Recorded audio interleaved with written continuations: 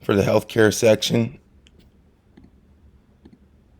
obviously earnings season is kicking off.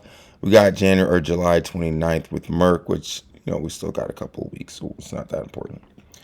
Let's go ahead and take a look. It looks as if Merck wants to take the 78.66. However, it's having a little bit of trouble. Now, this is where we were the Friday before this upcoming week. Don't forget that is a four session week, so it was a short week. Kind of got rejected, went back up there, and we basically touched on, what was this, Wednesday and on Friday. So if we have, I want to say it's going to get up there before earnings, but it might take the earnings to pop it above, if that makes sense, right? So because we're kind of at shoulder, double heads, shoulder, right? So just be careful with Merck, as it could go down all the way and retest the 71, or if it can get some bids, break this 50% mark, and turn the entire thing into, because right now it's completely bearish. Until it can take the 50 and hold the 50, it's in bearish territory. Monera, it's kind of hard to say anything negative about this. Yeah, looks like it's on its way to boost up again. Look, we got our little shoot up, kind of retrace back, another shoot up to basically where it's supposed to go, right? Literally where it was supposed to touch, then came back to 100%, and then look, we're probably going to be heading off into the 257 to the 284 level. Now, Monera comes out with a variant B vaccine, then sky's the limit for Monera. Oh man, it's just, you see what it did over here, right? I'm not the only one. It just switched everything up on us. All right, Pfizer. Well, when does Monera report? 8/4. It doesn't matter. It's too far away for it to matter. We got a couple more weeks. Pfizer. They just said they have the variant B, or they're working on the variant B. Be careful though. Shoulder, head, kind of shoulder, right? If we can't hold this 40, then be careful. Pfizer's been very disappointing. I would have thought that with their new drugs and everything, that they would have been able to be a little bit better, at least break the 43, which happened in December, right? So this whole year has been in range of December to March. We're still trying to beat it. Now it looks like we're getting into a squeeze right here, right? I don't have it down here, but if you watch a couple of the first videos, you know what a squeeze is. Like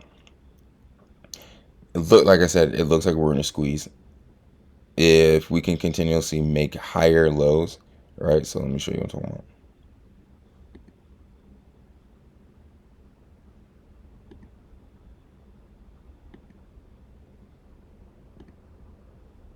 There we go. Let's do it to the left. See how accurate we are. Yeah, give or take, man. You're rolling off just a little bit, but perfect. Off a little bit. Perfect touch. So that gives us a nice frame of reference of where we're going to be going. So it should give us about 10 to 15 more days before it's gonna either break to the bottom or it's gonna break over the 40. United Health, looking amazing. So we had our one down day, which is higher than everything else of last week, because last week didn't affect United Health at all. See what I'm saying? So this is last week. 1, 2, 3 green days and 1 red day, but it's higher than all the other days. So that's if in my book, that's awesome, right? We got earnings coming up pretty soon, so just let me see if we can look at them over here. The 15th, so not this week. Well, no, it is this week. Wow, time is flying. Time is flying. So this week we have earnings on United Health Group. If earnings are decent, look for the 420. AstraZeneca. Again, it's starting to do something.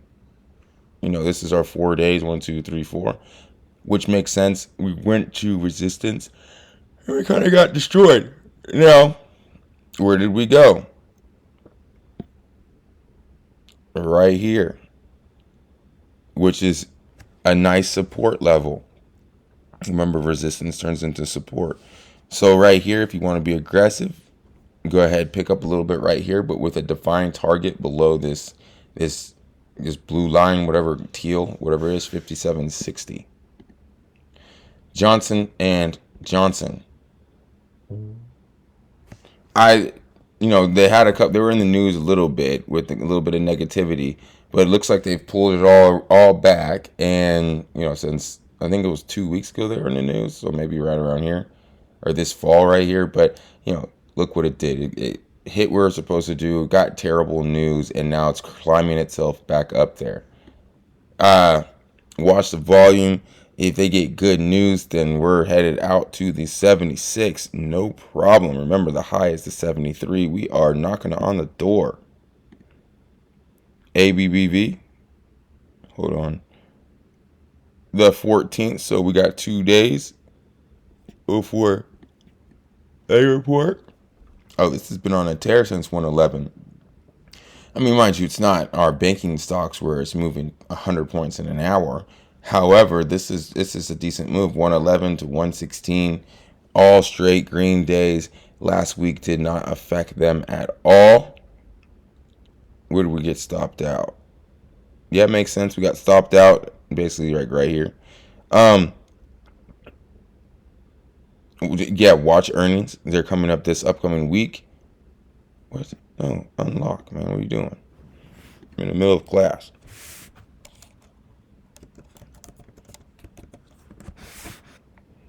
I think I say we weren't using it. We were in the middle of moving the things around. Yeah, I see. Because look at this range. So this is basically a squeeze as well. But we're making higher lows little by little. Doesn't seem like a lot higher, but this is higher. This is 10 and low right there's 11. So it's a whole 1% higher than it was before. So we get good earnings. Look for us to pop a break above this 50% right here, which is at 119. Looking for it to go to 120 up to 123. Repta Therapeutics. Again, this was exciting 2 weeks ago when I thought we were going to get some footing higher, but we kind of fizzled our way down to oblivion once again. Now we are 6 points above where we were right here, so that's a massive 6 points because it is pretty large. When we get our earnings, 8/4, so August, so that's not going to be affecting anything in the short term. We still got a couple weeks. If it can't break above this 77 and hold this 77, then watch out. All right, watch out below. BMY, BristolMyers. I like it. Like I said, as long as we can hold this 66.91, in my eyes, we're in a bullish trajectory. We just broke out of all this little stuff. Obviously, we got rejected once we broke out of it. But we got rejected at this level right here, which makes sense. And this level right here, which makes sense. So it's a predefined area. It's very obvious for short-term traders to see right there, and watch ourselves go to the 66.99 up to the 67.91. We're really close to the high, as you see. So just get prepared for that.